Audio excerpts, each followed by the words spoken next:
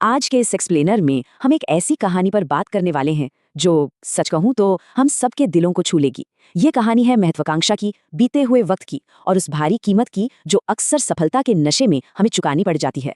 चलिए बिना किसी देरी के सीधा मुद्दे पर आते हैं। कहानी शुरू होती है एक बहुत ही कड़वी सच्चाई से। कभी हमने ये सोचा है कि जब पैसे और रुतबे की अंधी दौड़ हमारी इस छोटी सी जिंदगी से टकराती है तो असल में क्या होता है? हम सबको एक बहुत बड़ा भ्रम होता है, एक इल्यूजन कि हमारे पास बहुत वक्त है, कल मिल लेंगे, परसों बात कर लेंगे, है ना? लेकिन ये कहानी इसी भ्रम को पूरी तरह से तोड़ देती है। अब इन दो बिल्कुल अलग दुनियाओं को देखिए। एक तरफ वो शांत ठहरा हुआ गांव है जहां एक बूढ़े पिता बिल्कुल अकेले रह रहे हैं।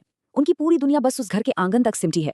और दूसरी तरफ है उनका बेटा, शहर की चकाचौंध में पूरी तरह से डूबा हुआ एक बड़ा आदमी। ये फासला सिर्फ गांव और शहर का नहीं है, ये हमारी प्राथमिकताओं का फासला है। एक तरफ खामोशी है तो दूसरी तरफ कभी ना रुकने वाली भागदौड़। और ये जो रुकी हुई दुनिया है ना पिता की, वो इस एक लाइन में बहुत खूबसूरती से झलकती है। वो रोज बिना नागा किए अपने दरवाजे पर बैठते हैं और बस एक ही बात कहते हैं, मेरा बेटा एक दिन मुझे लेने जरूर आएगा। ये सिर्फ कोई लाइन नहीं है, ये वो उम्मीद है जिस पर उनकी सांसें चल रही हैं। वो दरवाजा अब सिर्फ एक दरवाजा नहीं रह गया है, वो इंतजार का एक बहुत बड़ा प्रतीक बन चुका है। लेकिन शहर में क्या हो रहा है? बेटा अपने काम में, अपनी कामयाबी में इतना अंधा हो चुका है कि महीने गुजर जाते हैं, कोई खबर नहीं, कोई फोन नहीं। गांव, पिता, बचपन, सब कुछ जैसे उसके दिमाग से डिलीट हो चुका है। देखिए, ये कोई जानबूझकर की गई नफरत नहीं है, ये तो सफलता का वो नशा है जो अक्सर हमें अपनी ही जड़ों से काट देता है। हम सब कभी ना कभी इस ट्रैप में फंस ही जाते हैं। अब जरा इस टाइमलाइन पर गौर करते हैं, चीजें कैसे अचानक से पलटती हैं। 6 महीने की खामोशी, फिर एक हफ्ता पहले पिता का बुरी तरह बीमार पड़ना, 1 घंटे पहले उनकी आखिरी इच्छा, और फिर वो 1 मिनट जिसमें एक पड़ोसी घबराकर वो जरूरी फोन कॉल मिलाता है। ये वो टर्निंग पॉइंट है जहां जिंदगी की रफ्तार अचानक से एक भयानक सच्चाई से टकराती है। वक्त अब सच में रेत की तरह हाथों से फिसल रहा है। और फिर आता है वो पल जो अंदर तक झकझोर देता है। वक्त खत्म होने से ठीक पहले पिता की वो आखिरी टूटती हुई आवाज। वो कहते हैं, मरने से पहले बस एक बार अपने बेटे को देखना चाहता हूं। बस, कोई शिकायत नहीं, कोई गुस्सा नहीं, सिर्फ और सिर्फ अपने बच्चे को एक आखिरी बार देखने की तरफ। क्योंकि आखिर में हमें हमारी डिग्रियां या बैंक बैलेंस याद नहीं आते, हमें सिर्फ अपने लोग चाहिए होते हैं। वो फोन कॉल एक झटके में बेटे का सारा भ्रम तोड़ देती है।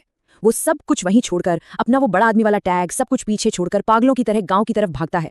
अचानक से उस काम के नशे से बाहर आ जाता है वो, क्योंकि उस पल उसे समझ आता है कि दुनिया की कोई भी मीटिंग, सच में कोई भी बड़ी डील उस एक पुकार से बड़ी नहीं है। वो भाग रहा है, वक्त को हराने की एक नाकाम कोशिश कर रहा है। लेकिन जब वो पहुंचता है तो बहुत देर हो चुकी होती है। वो घर पहुंचता है और देखता है कि उसके पिता हमेशा के लिए सो चुके हैं। और पता है कहाँ? बिल्कुल उसी जगह, उसी दरवाजे पर जहां वो रोज उसका इंतजार करते थे। उनका आखिरी सफर वहीं खत्म हुआ। बेटे का वो सब छोड़कर भागकर आना अब किसी काम का नहीं रहा, क्योंकि जो वक्त बीत गया वो बस हमेशा के लिए बीत गया। इस पूरे मंजर में जो चीज सबसे ज्यादा दर्दनाक है ना, वो ये छोटी सी डिटेल है। उनके बेजान हाथों में एक पुरानी सी तस्वीर थी। उस तस्वीर में वही बेटा बचपन में अपने पिता के कंधों पर बैठा खिलखिला रहा था। ये कोई आम तस्वीर नहीं है, ये उस निस्वार्थ प्यार का सबूत है जिसे उस शहर की अंधी दौड़ ने पूरी तरह मिटा दिया था। पिता ने आखिरी सांस तक उस प्यार को सीने से लगाए रखा, जबकि बेटा उसे बहुत पीछे छोड़ाया था। और यहीं बेटे को उस भारी कीमत का एहसास होता है। वो फूट फूट कर रोता है और कहता है, पापा, मैं पैसे कमाने में इतना खो गया कि आपका प्यार ही भूल गया। ये एक ऐसा पछतावा है जिसे दुनिया की कोई भी दौलत अब नहीं मिटा सकती। ये हम सबके लिए एक बहुत बड़ा रिमाइंडर है। अक्सर हम ऊपर चढ़ने की होड़ में अनजाने में उन रिश्तों की बलि चढ़ा देते हैं जो वाकई अनमोल हैं। कामयाबी तो मिल गई, लेकिन उसकी सबसे बड़ी पूंजी हमेशा के लिए खो गई। तो इस एक्सप्लेनर के आखिर में हमारे पास सोचने के लिए बहुत कुछ है। ये कहानी हमारे सामने एक बहुत ही तीखा सवाल छोड़ जाती है, जब वो सफलता आखिरकार मिल ही जाएगी तो उसे बांटने के लिए हमारे पास बचेगा कौन?